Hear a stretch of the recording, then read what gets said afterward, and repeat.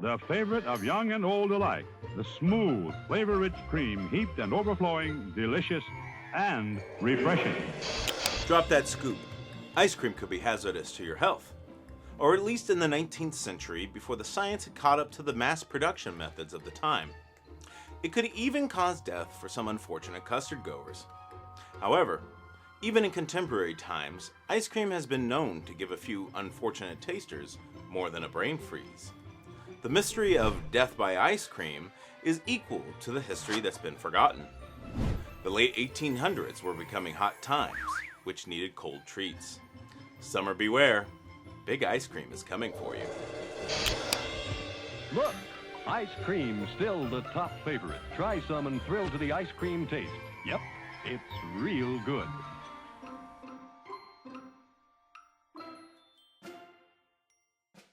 Now I know what you're thinking. Death by ice cream? Where does he come up with these things? Well, if you're adept at using a search engine, then you can pretty much find out anything about everything. Like, for example, grappling with a 900-pound vending machine results in up to 1,700 injuries a year, 4 of those being deaths. Or in 2017, 2 people died when they suffered a condition called defecation syncope, or poop fainting.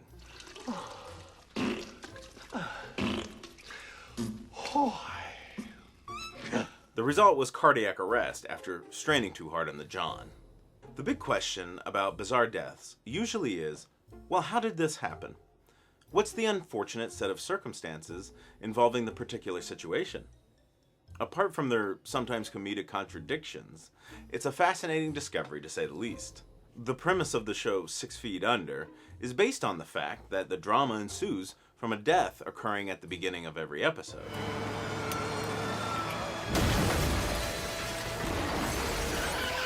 To gain safety standards and health regulations in our mass-produced industries requires long, painstaking strides from labor movements, regulators, and unfortunately, a lot of dead people before other people finally say enough is enough.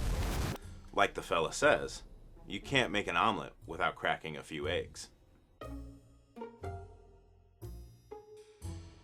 Like most things in life, what was once a luxury has now become a commonplace due to humans' increasing aptitude for scientific discovery and to live a life of leisure. We tend to forget the science part and just remember how lazy everyone seems to be nowadays. These are a bunch of f***ing elephants. Fight you.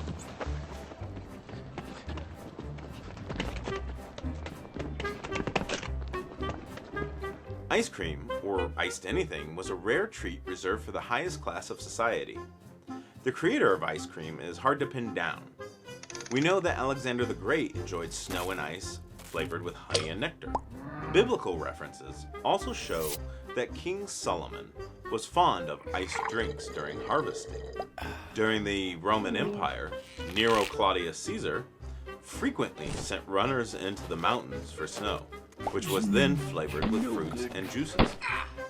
Another story comes from China around 618 AD, and then ruler King Chiang of Shang.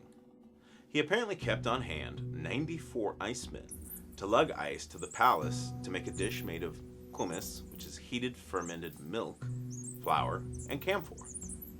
Over 600 years later, Marco Polo returned to Italy from the Far East with a recipe that closely resembled what is now called sherbet. Historians estimate that this recipe evolved into ice cream sometime in the 16th century. The first reference to ice cream in the New World was in a 1744 letter by William Black of Virginia about a dinner party he attended at Governor Bladen of Maryland. A dessert no less curious, among the rarities of which it was composed, was some fine ice cream, which, with the strawberries and milk, eat most deliciously.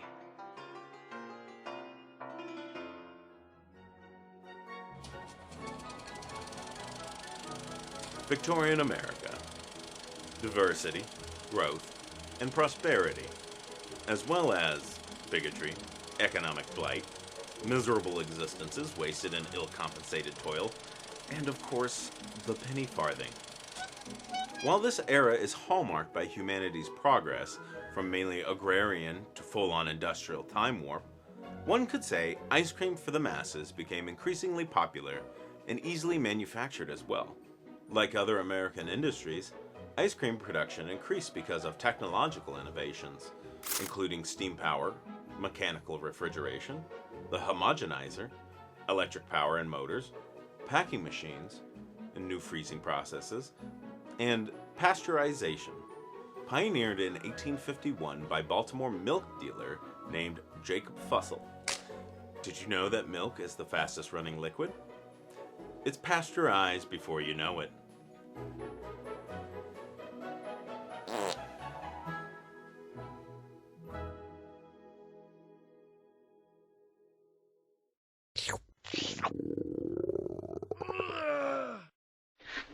Sit right down, you're next.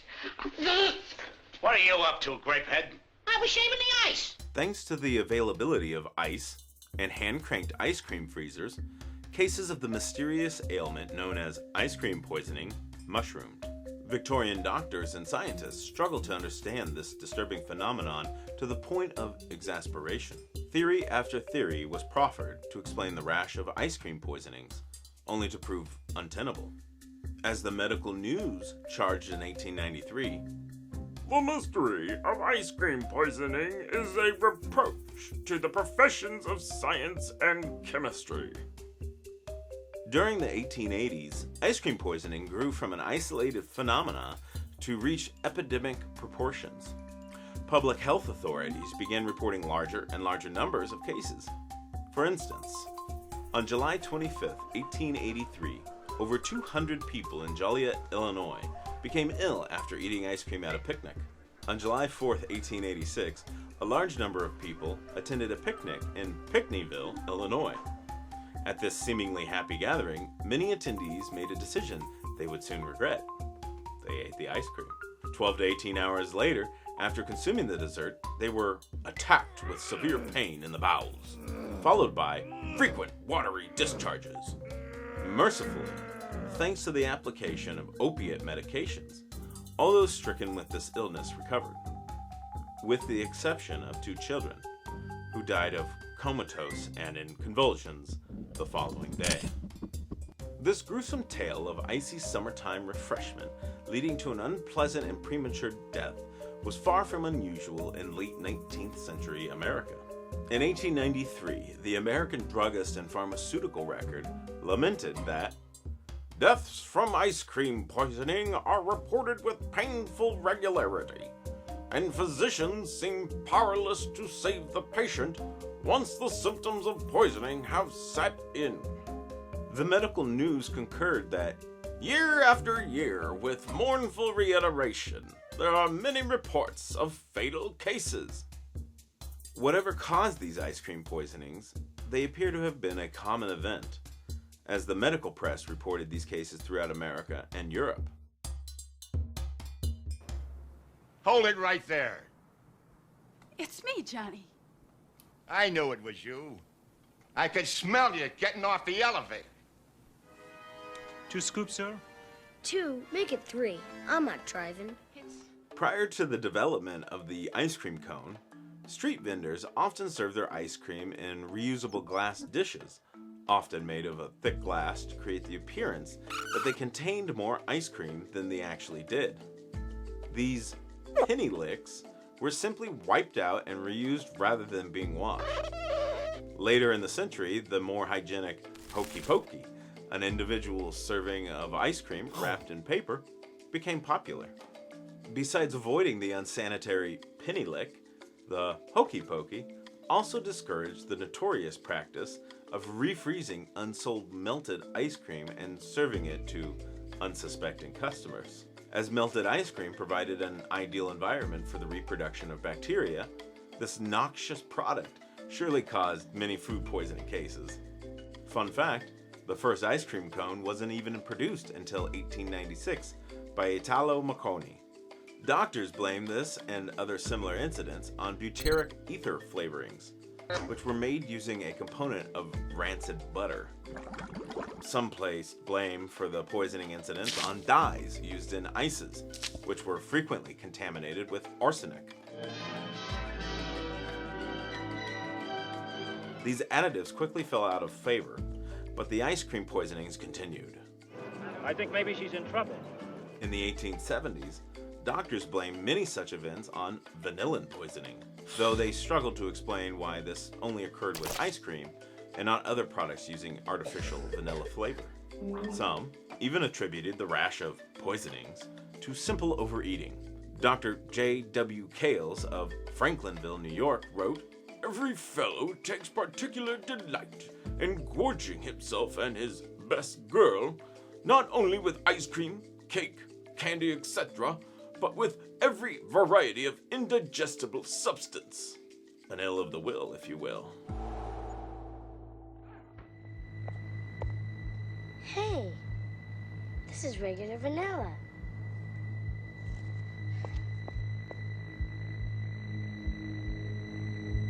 I wanted vanilla twist. Ptomaine poisoning became the leading idea by this time and the culprit to the illness. What ain't no country I ever heard of? They speak English and what? What is ptomaine poisoning, you ask? These days it's relatively erroneous. However, we've all probably suffered from it at one point in time or another. It is food poisoning.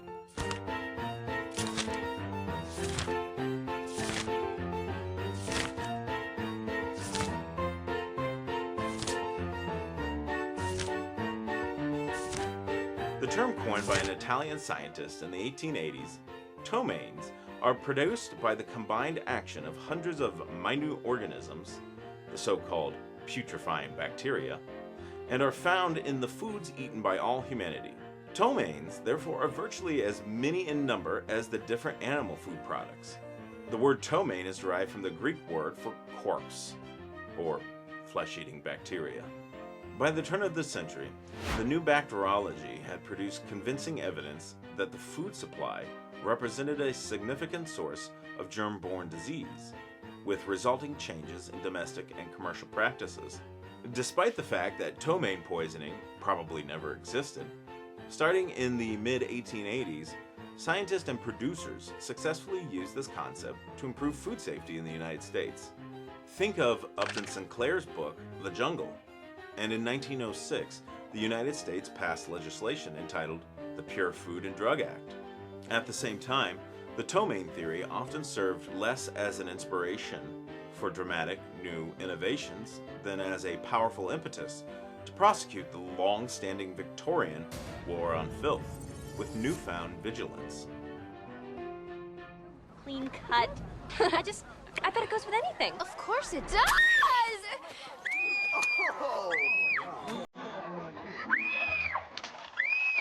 Yeah, you're such a freak! Yeah. Today, the causes of foodborne illness are far less obscure. Present-day knowledge allows us to reevaluate historical cases of ice cream poisoning, shedding light on the probable causes of this confounding ailment. The common feature of all reported cases was acute gastrointestinal distress, in one form or another. Vomiting and diarrhea led to dehydration and, in extreme cases, death. Given the similarity of these symptoms to the initial stages of cholera, victims and their doctors took such complaints extremely seriously. Yet, contemporary science has determined that the symptoms associated with Victorian ice cream poisonings could result from a wide range of pathogens.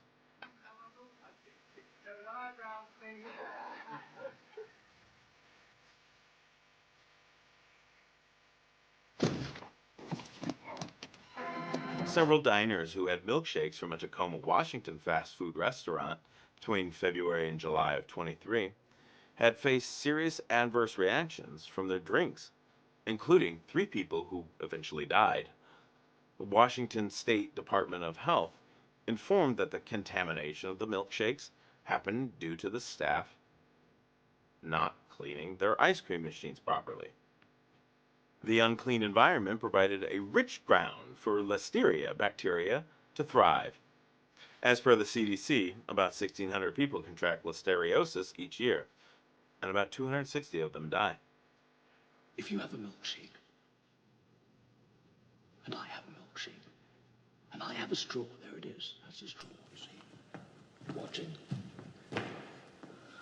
And my straw reaches across the room and starts to drink your milkshake. I drink your milkshake. I drink it up! So there you have it. Bacteria and foodborne illness go way back and are still prevalent today, although not as often talked about except in cases of surmounting mass hysteria in the press and public opinion.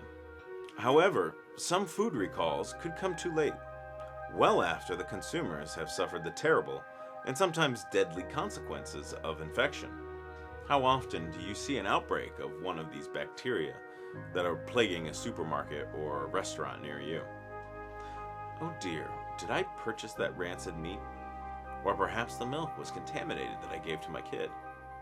No worries, throw it out and get fresh. Take the kid to the doc to get treated. Back on your feet in a couple of days.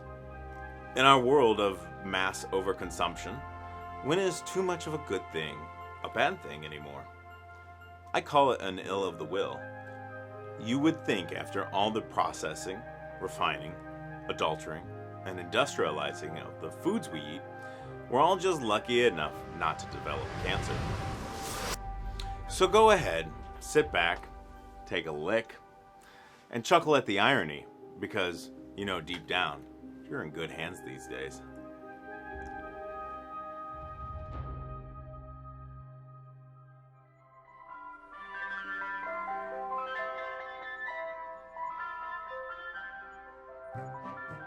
It's not meh, it's history.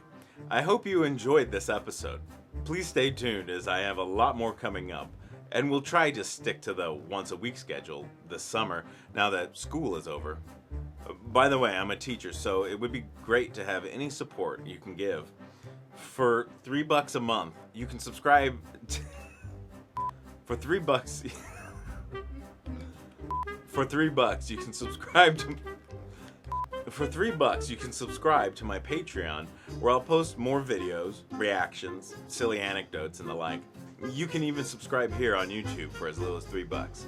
If you'd like to see something I haven't covered yet, post a comment with the idea, or submit ideas to itsmehcast@gmail.com. I'll also have some merch coming soon if you need to tell people you're a Meh fan. Other than that, please stay tuned. From Minerva and myself, take care of yourself and each other.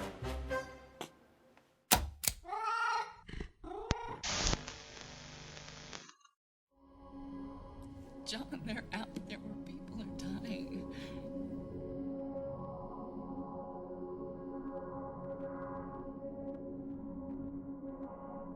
So...